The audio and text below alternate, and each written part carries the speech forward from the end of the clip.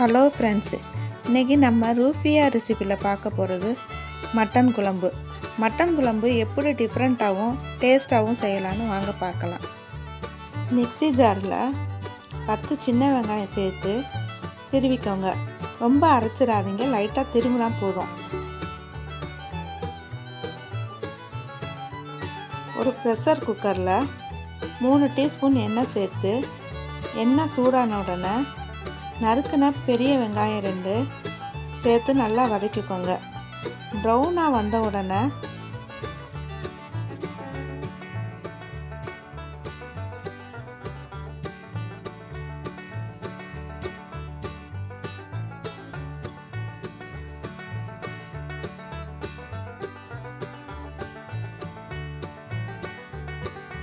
Garam masala 1 teaspoon சேர்த்து வதக்கிக்கோங்க. நல்லா வதங்கின உடனே திருவிய வெங்காயத்தை சேர்த்து வதக்கிக்கோங்க. 1 டீஸ்பூன் இஞ்சி பூண்டு சேர்த்து பச்சை வாசனை போன உடனே நறுக்குன 2 தக்காளியை சேர்த்து உப்பு போட்டு நல்லா மசிய விடுங்க. தக்காளி மசிஞ்ச உடனே தனி மிளகாத்தூள் 1/2 டீஸ்பூன் சேர்த்து எண்ணெய் பிரியும் வரை வதக்கிக்கோங்க. எண்ணெய் பிரிஞ்ச உடனே 300 கிராம் மட்டனை சேர்த்து மசாலா சேர்கிற மாதிரி நல்லா வதக்கிக்கோங்க. நல்லா மசாலா சேர்ந்த உடனே கலந்த மிளகாத்தூள் 3 டீஸ்பூன், அப்படின்னா எல்லாத்தையும் கலந்துருக்கிறது, மிளகாய், மல்லி, தனியா எல்லாம் சேர்த்து அரைச்சது 3 டீஸ்பூன் சேர்த்து நல்லா வதக்கி விடுங்க. வதங்கின உடனே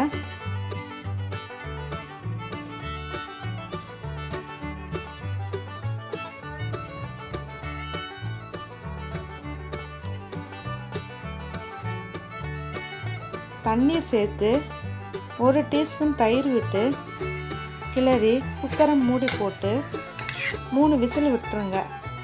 3 விசில் வந்த உடனே ஆஃப் பண்ணிடுங்க. ஸ்டவ்வில் ஒரு ஃபேனை வச்சுக்கோங்க. ஃபேனில் ஒரு 1/2 டீஸ்பூன் மிளகு, 1/2 டீஸ்பூன் ஜீரகம், 1/2 டீஸ்பூன் சோம்பு, 1/2 டீஸ்பூன் தனியா மிதமான சூட்டில் வறுத்துக்கோங்க. அதை வறுத்ததை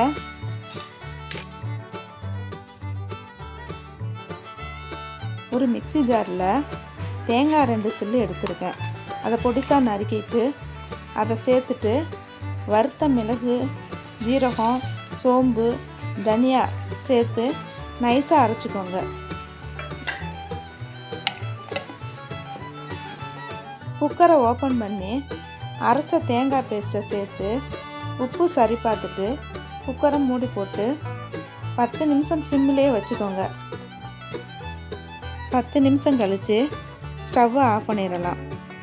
வறுத்து அரைச்ச மட்டன் குழம்பு ரெடி. இப்படி வறுத்து அரைச்சி குழம்பு வச்சு பாருங்கள், நல்ல டேஸ்ட்டாகவும் டிஃப்ரெண்ட்டாகவும் இருக்கும். கறி குழம்பு ரெடி. அடுத்த இன்ட்ரெஸ்டான வீடியோவில் சந்திப்போம்.